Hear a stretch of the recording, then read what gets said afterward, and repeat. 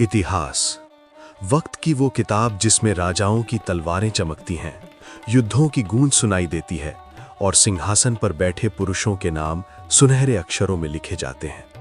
लेकिन इसी किताब के कई पन्नों के बीच कुछ आवाजें दबा दी गईं, कुछ कलमें अनदेखी रह गईं। ये थीं भारत की महिलाएं, जिन्होंने इतिहास को जिया भी, लिखा भी, लेकिन जिनका नाम अक्सर इतिहास से मिटा दिया गया। प्राचीन भारत। हजारों साल पहले जब वेदों और उपनिषदों की रचना हो रही थी, तब ज्ञान की सभाओं में केवल ऋषि ही नहीं, ऋषिकाएं भी बैठती थीं।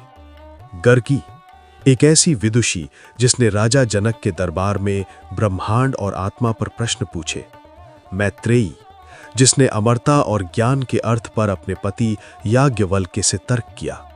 ये महिलाएं केवल सुनने वाली नहीं थीं, ये सोचने वाली थीं, लिखने और समझाने वाली थीं। पर समय के साथ उनकी आवाज ग्रंथों के हाशिए में सिमट कर रह गई। फिर आया भक्ति का युग, जब ईश्वर तक पहुंचने का रास्ता कविता और भजन बने।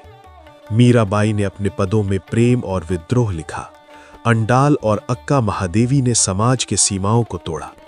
इनकी रचनाएं इतिहास थीं, क्योंकि इनमें उस दौर की आत्मा बोलती थी।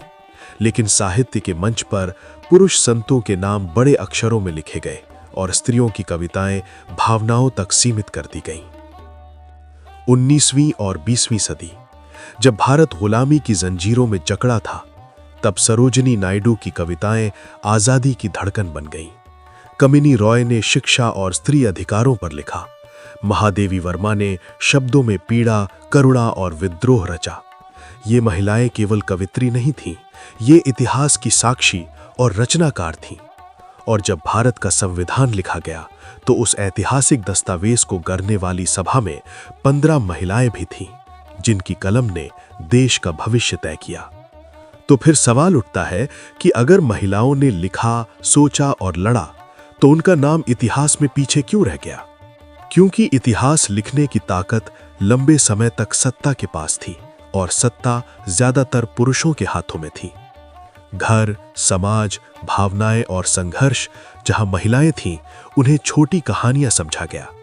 राजनीति और युद्ध जहां पुरुष थे, उन्हें महान इतिहास कहा गया। आज जब इतिहास को नए नजरिए से देखा जा रहा है, तो उन भूली हुई कलमों की स्याही फिर उभर रही है। डायरी, पत्र, कविताएं, लोकगीत और मौखिक कथाएं अब ये बता रही हैं कि भारत का इतिहास आधा नहीं, बल्कि अधूरा था। क्योंकि जब तक गर्गी के प्रश्न, मीरा के गीत, सरोजिनी की आवाज और संविधान लिखने वाली महिलाओं की कलम पूरी तरह से सामने नहीं आएगी, तब तक भारत की कहानी पूरी नहीं होगी।